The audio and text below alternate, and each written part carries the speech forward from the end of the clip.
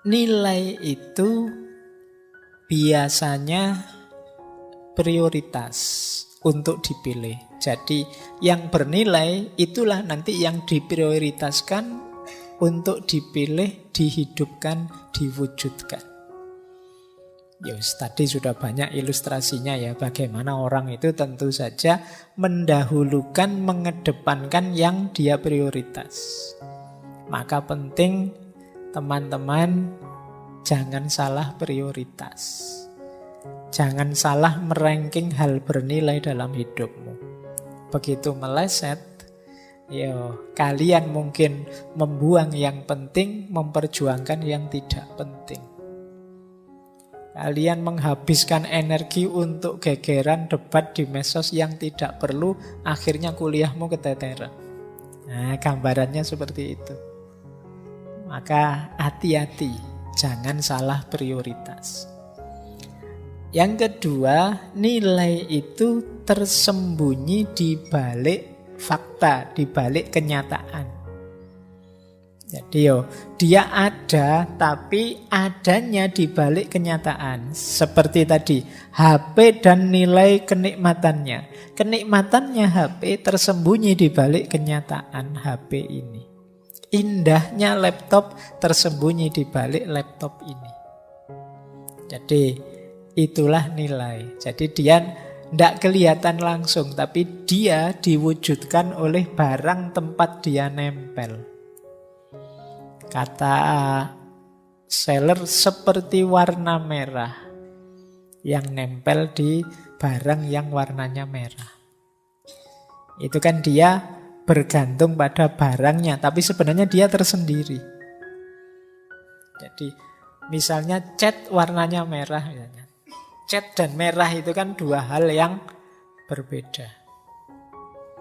Nah, seperti HP dan kesenangan HP. Nah, kesenangan HP itu tidak sama persis dengan HP-nya. Kemudian nilai tidak tergantung pada barangnya.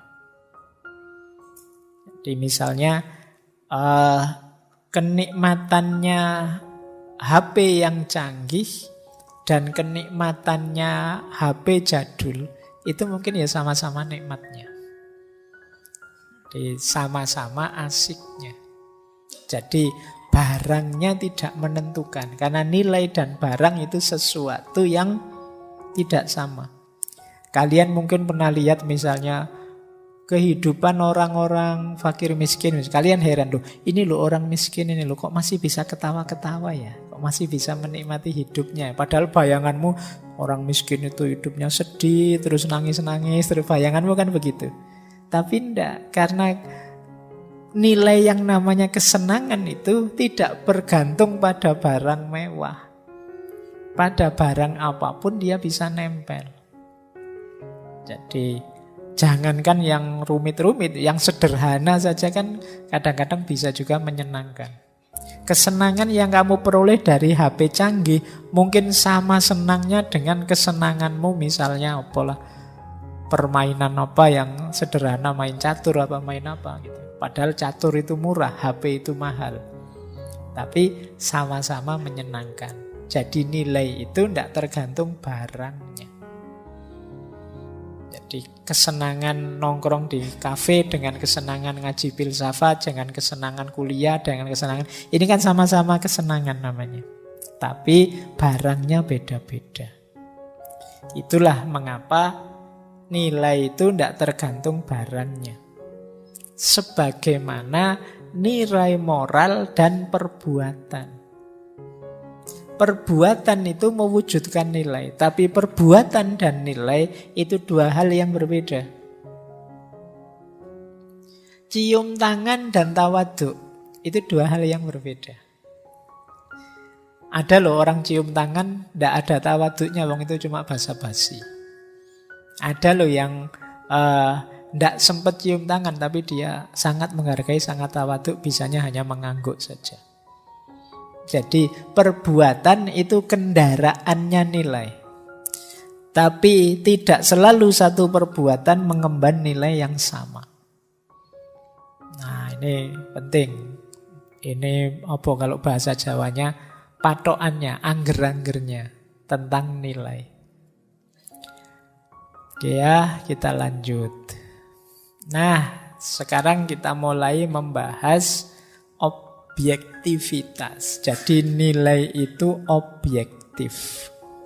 Objektif itu berarti tidak tergantung pada subjek.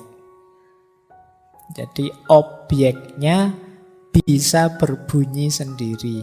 Tergantung pada subjek itu mengikuti keinginannya subjek. Ya contohnya objektif itu misalnya saya bilang meja kecil ini taplaknya warnanya hijau. Ini kan namanya objektif. Siapapun yang melihat asal tidak buta warna akan bilang ini hijau. Semoga tidak ada yang bilang tidak rancu antara hijau dan biru ya. Ya.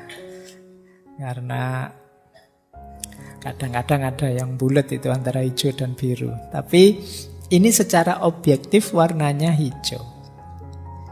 Subjek tidak bisa mempengaruhi. Kamu tidak bisa bilang, itu kan pandangan bapak saja. Pokoknya menurut perspektif saya, ini warnanya coklat misalnya ya. Kamu diketawain orang.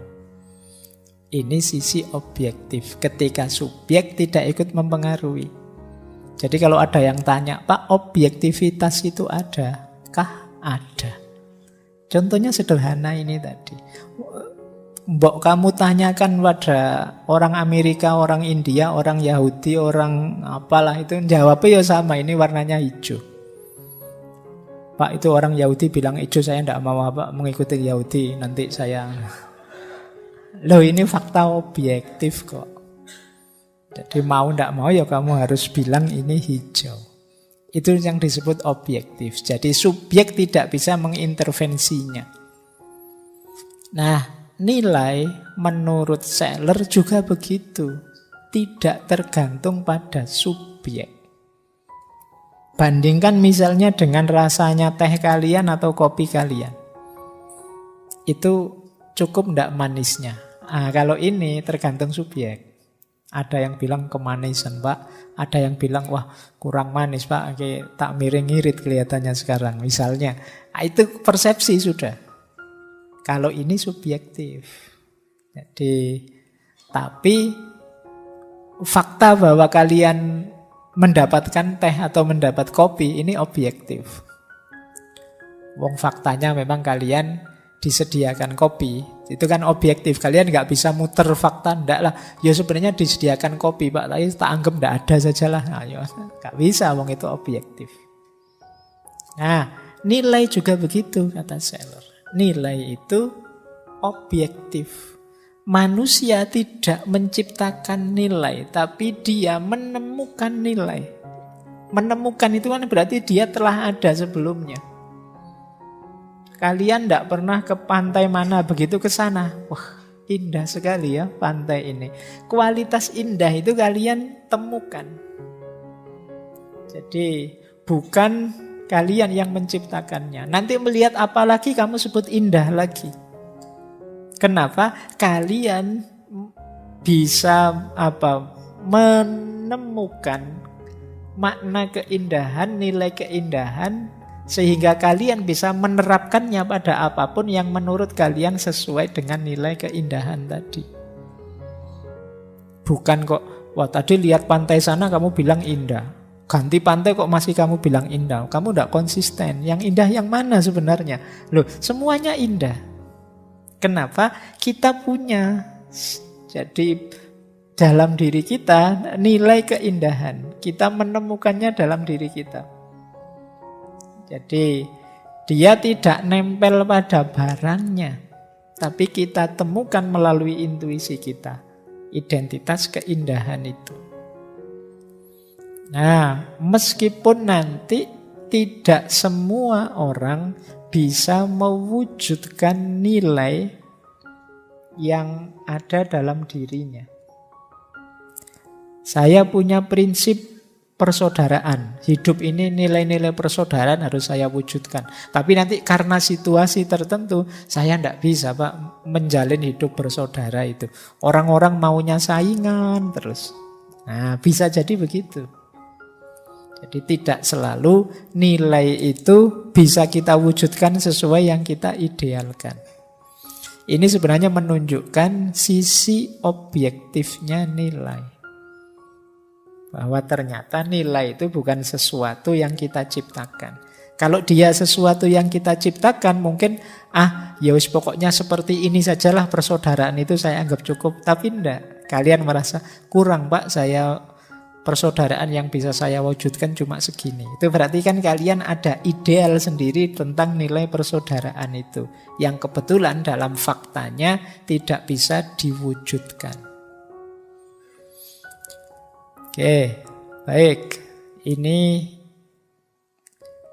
uraiannya tentang objektivitas nilai.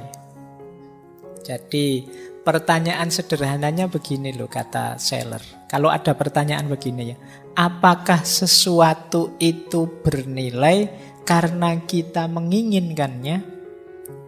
Ataukah kita menginginkannya karena sesuatu itu bernilai?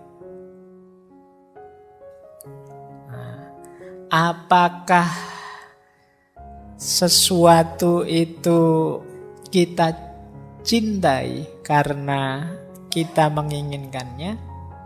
Ataukah kita menginginkannya karena sesuatu itu layak dicintai?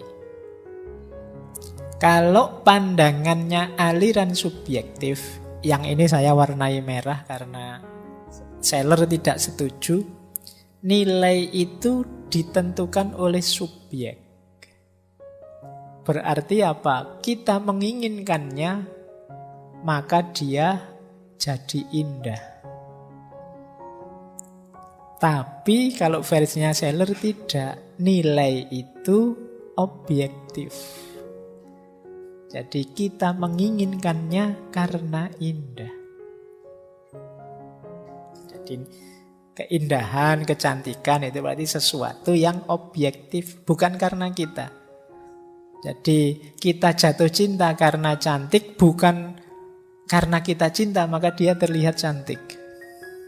Nah, itu madhabnya Seller beda. Kalau selama ini kan kita punya madhab, semua yang kita cintai kelihatan cantik. Kata Seller kebalik. Karena dia punya kualitas cantik maka kita cintai. Ini bagi saya lebih realistis ya.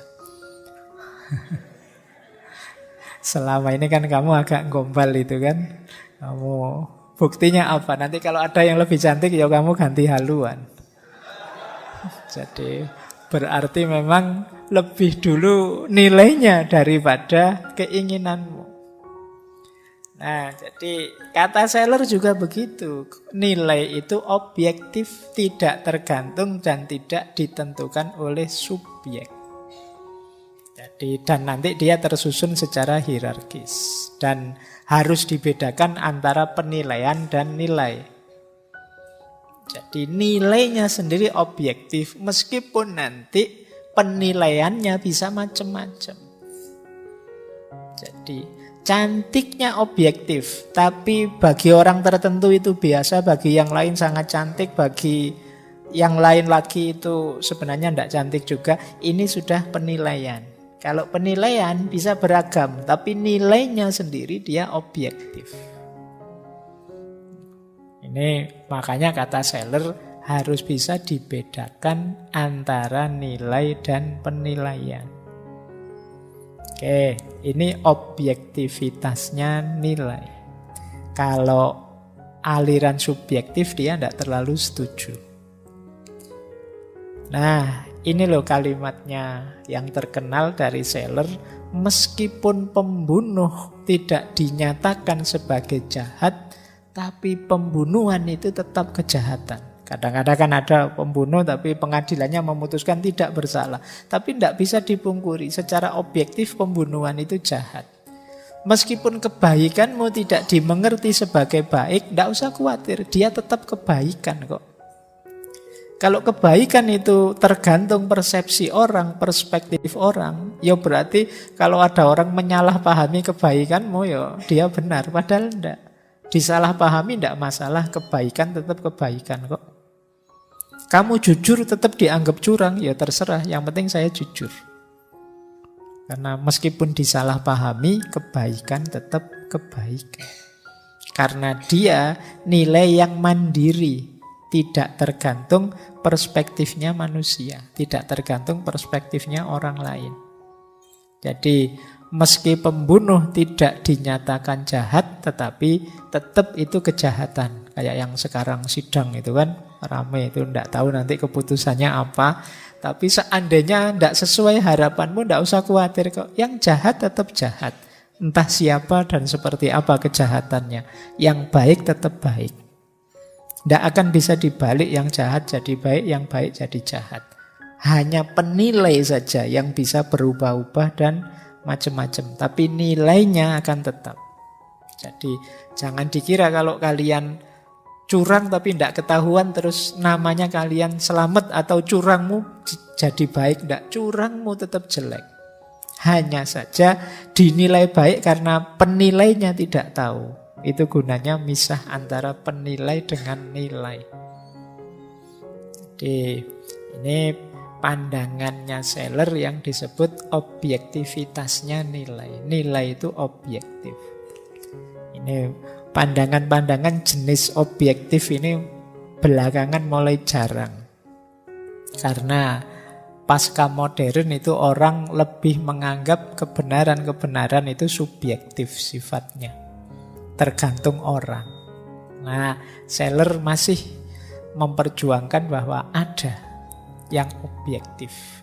Nilai itu objektif.